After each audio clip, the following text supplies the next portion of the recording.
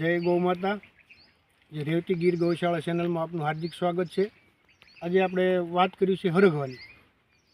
કે હરગવાનું અમે જ્યારે પહેલી વાર વાવણી કરી ત્યારે શરૂઆતમાં ગયા વર્ષે પહેલા વર્ષે ટૂંકમાં એટલે અમે કપાસની અંદર મિક્સ પાક તરીકે એની વાવણી કરી હતી.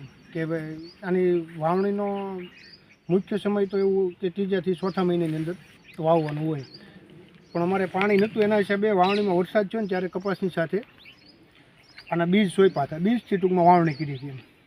તો બીજથી વાવણી કરી એટલે કપાસની અંદર અમે એવું નક્કી કર્યું હતું કે ભાઈ મિક્સ પાક તરીકે કરીએ એટલે એને અંતર થોડુંક વધારે આપવું જોઈએ. એટલે અમે 20x5નું અંતર રાખ્યું હતું.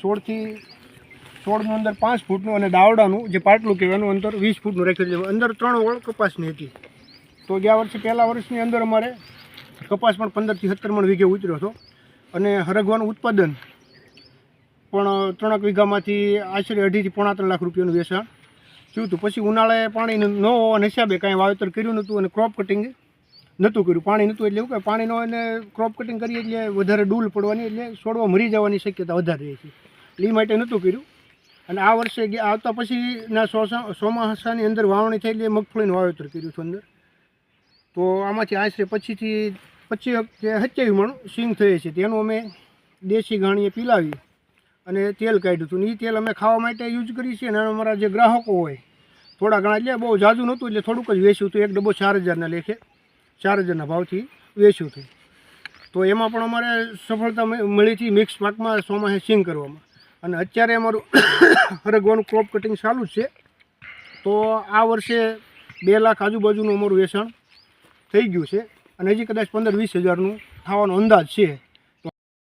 અને ખાસ બીજું મહત્ત્વનું કે આની અંદર અમે ગાયનું છાણ, ગૌમૂત્ર અને એનું જીવામૃત જે છે, જીવામૃત સિવાય કોઈ ટ્રીટમેન્ટ કરી નથી. 1-2 સ્પ્રે કર્યા હતા, પણ એ સિવાય કોઈ દવા, કોઈ પેસ્ટિસાઇડ કે કોઈ યુરિયા DAP અમે નાખતા નથી છેલ્લા 6 વર્ષથી.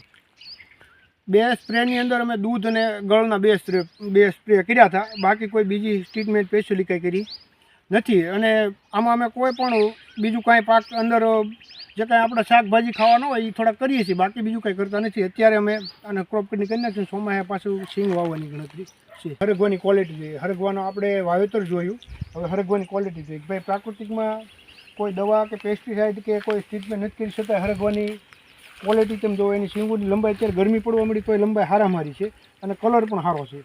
કે ઘણાને એવો પ્રશ્ન બને છે કે ભાઈ જેમ તડકો પડતો છે, ઉનાળો આવતો તેમ સિંગ વધારે ટૂંકી થતી છે. ટૂંકી તો થઈ જ જાય છે, જે શિયાળામાં સિઝનમાં શરૂમાં હતી એની ઘણી ટૂંકી છે, પણ તો સારામાં પ્રોડક્શન છે. અને કલર એની જો ક્વોલિટીમાં એમ કે ભાઈ આમાં ક્યાંય લાલ કે કાળી એવી બહુ ઓછી નીકળે, બદલું નીકળે જ છે પણ એટલું બધું નથી નીકળે, નહીવત નીકળે એમ.